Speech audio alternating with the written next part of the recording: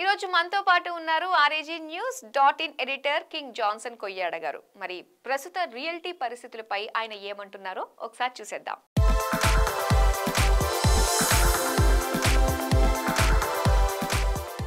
IT వచ్చేసి ఏంటంటే first మనకి రేవంత్ రెడ్డి గారు మెట్రో రాయదుర్గం నుంచి శంషాబాద్కి మెట్రో వద్దన్నారు. సో ఇలా వద్దు అని చెప్పడం వల్ల మనకి మార్కెట్లో ఏమైనా నష్టం వచ్చే ఛాన్సెస్ ఉన్నాయంటారా? ఇన్ఫ్యాక్ట్ ఏంటంటే మనము if we go back to 2003-4 outer ring road plan ఎందుకు చేశారు అంటే మన సిటీలో ఉన్న ట్రాఫిక్ కంజెక్షన్ ఈజ్ చేయడానికి ఔటర్ రింగ్ రోడ్ ప్లాన్ చేశారు. సో మనం ఆ రోజుల్లో కనుక outer ring road original plan చూస్తే మనకి ఔటర్ రింగ్ రోడ్ పక్కన సర్వీస్ రోడ్ మధ్యలో ఒక ట్రైన్ పోతున్న విజువల్స్ అప్పట్లో కనిపించేవి మనకి. అంటే ఔటర్ రింగ్ రోడ్ మీద కూడా ట్రైన్ పోయే ఫెసిలిటీ ఉండే యాక్చువల్గా. సో దాని తగ్గట్టుగానే ఇప్పుడు outer ring road service road మధ్యలో స్పేస్ని వదిలేశారు. సో అక్కడ ఆ స్పేస్లో అట్లీస్ట్ ఒక టూ లైన్స్ ట్రైన్ వేసుకునే అవకాశం ఉంది యాక్చువల్గా. అంటే 158 కిలోమీటర్లలో మనకి రెండు వైపులా 2 ట్రైన్స్ రాను పోను వేసుకునే అవకాశం ఉంది యాక్చువల్గా.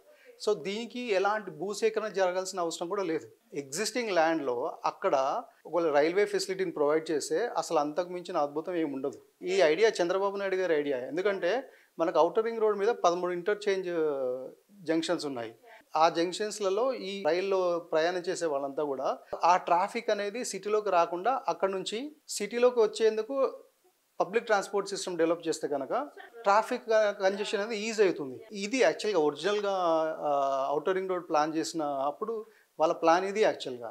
దీనివల్ల ఏమవుతుందంటే ఒక అడ్వాంటేజ్ ఏంటంటే per kilometre just 20 crores train వేసేసుకోవచ్చు. ప్లస్ అదే మెట్రో వేస్తే 200 crores మినిమం అవుతుంది, 200 to 300 crores అవుతుంది. ప్లస్ ఇంకోటి ఏంటంటే ఔటర్ రింగ్ రోడ్ మీద ఇప్పుడు మనకి ఆల్రెడీ 120 kilometers స్పీడ్లో మనం కార్స్ వెళ్తాయి. సో అంత స్పీడ్గా వెళ్ళే ఔటర్ రింగ్ రోడ్ మీద 40-50 kilometers వెళ్ళే మెట్రో రైలు ఎందుకు అవసరం లేదు కదా. పైగా ఒరిజినల్ ప్లాన్లో ఏముంది, ఆల్రెడీ ఔటర్ రింగ్ రోడ్ మీద ట్రైన్ వేయాలని ఆల్రెడీ ప్లాన్ ఉంది. సో అదే ప్లాన్ని ఎగ్జిక్యూట్ చేస్తుంటే బాగుండేది.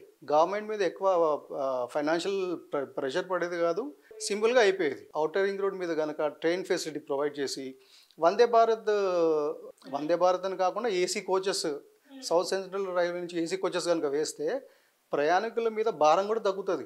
అంటే ఇప్పుడు మీకు మెట్రో ట్రైన్లో ట్రావెల్ చేయాలంటేనేమో కాస్ట్ ఎక్కువ. జనాలు ఎక్కేవాళ్ళు ఎక్కుతున్నారు, బట్ స్టిల్ ఇంకా జనాలు ఎక్కట్లేదు. ఎందుకంటే because of the prices.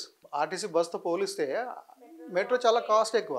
Chandanagar నుంచి లక్డికాపూల్కి మీరు ఎంఎంటీఎస్ ట్రైన్లో వస్తే చాలా చౌక. అదే మీరు మెట్రోలో మీరు మియాపూర్ నుంచి లక్డికాపూల్కి వెళ్తే మెట్రోలో 40-50 రూపాయలు మినిమం అవుతుంది. కాబట్టి ఇప్పుడు మీకు మెట్రో కంటే ఎంఎంటీఎస్ చాలా చీపు, మెట్రో కంటే బస్ చాలా చీపు. సో దీన్ని బట్టి ఏంటంటే రేవంత్ రెడ్డి గారు ఇప్పుడు శంషాబాద్ నుంచి రాయదుర్గం మెట్రోని వద్దు అన్నారు. కరెక్ట్ చెప్పారని నా ఉద్దేశం. ఓన్లీ రాయదుర్గం నుంచి శంషాబాద్ వరకు మెట్రో వేయడానికి 7,000 crores అవుతుంది.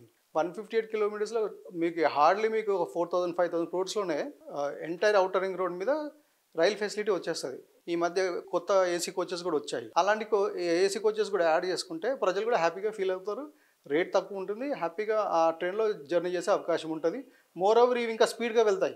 ఎలా చూసుకున్నా కూడా మెట్రో అనేది కరెక్ట్ కాదు అని నా ఉద్దేశం. బహుశా ఈ విషయం రేవంత్ రెడ్డి గారు తెలిసేమో అని డౌట్ అనమాట. ఎందుకంటే మోర్ ఓవర్ ఏంటంటే ఈ మెట్రో రాయదుర్గం టు మీరు శంషాబాద్ మెట్రో ఏదైతే ఉందో రియల్ ఎస్టేట్ మార్కెట్ని ఆర్టిఫిషియల్గా హైప్ క్రియేట్ చేయడానికి వీళ్ళు మెట్రో ప్లాన్ చేశారేమో అని కూడా ఒక టాక్ అయితే ఉంది. But anyway what ever the decision taken by Revanth Reddy గారు ఈజ్ కరెక్ట్ అండి. ఇంకోటి ఏంటంటే ఇప్పుడు మెట్రో స్టేషన్ అనేది ఎక్కడ అవసరం అంటే ఎక్కడైతే ట్రాఫిక్ ప్రాబ్లం ఉందో, ఎక్కడైతే రోడ్ వైడనింగ్స్ ఎక్కువ చేయలేని స్కోప్ ఉందో అక్కడ మెట్రో ట్రైన్స్ అవసరం. ఎందుకంటే ఈవెన్ సెంట్రల్ గవర్నమెంట్ కూడా అదే చెప్తుంది, ట్రాఫిక్ ప్రోన్ ఏరియాస్లో మెట్రో వేసుకోమని చెప్తుంది. ఇప్పుడు ఫర్ ఎగ్జాంపుల్ లక్డికాపూల్ నుంచి బంజారాహిల్స్ రావడానికి మనకు మెట్రో లేదు, లక్డికాపూల్ నుంచి టోలీ చౌకీ రావడానికి మెట్రో లేదు. అదే మీరు రామంతపూర్ నుంచి బంజారాహిల్స్కి రావాలన్నా మెట్రో లేదు. సో ఇట్లా ట్రాఫిక్ కంజెషన్ ఉన్న ఏరియాస్లో మెట్రో చాలా అవసరం. అలాంటి ఏరియాస్లో ప్లాన్ చేయాలి యాక్చువల్గా. ఎందుకంటే మీకు ఈజీగా మీకు మెట్రో ఎరక్షన్ అనేది ఈజీ కాబట్టి అలాంటి ఏరియాస్లో అంటే ట్రాఫిక్ ప్రోన్ ఏరియాస్లో మెట్రో ఏర్పాటు చేయాలి తప్ప అసలు మీరు రాయదుర్గం టు శంషాబాద్ ఎయిర్పోర్ట్లో జనాలే ఉండరు.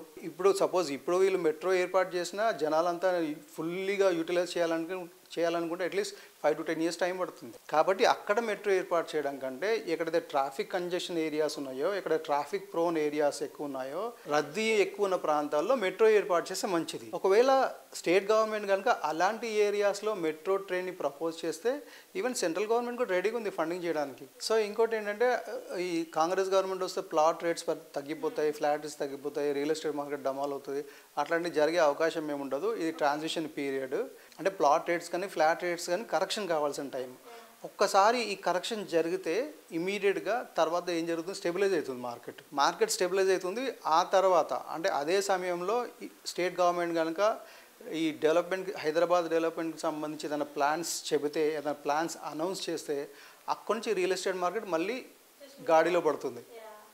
ఇది యాక్చువల్గా జరిగేది. So we must expect that Revanth Reddy గారు should announce any good plans regarding Hyderabad growth and prospectus.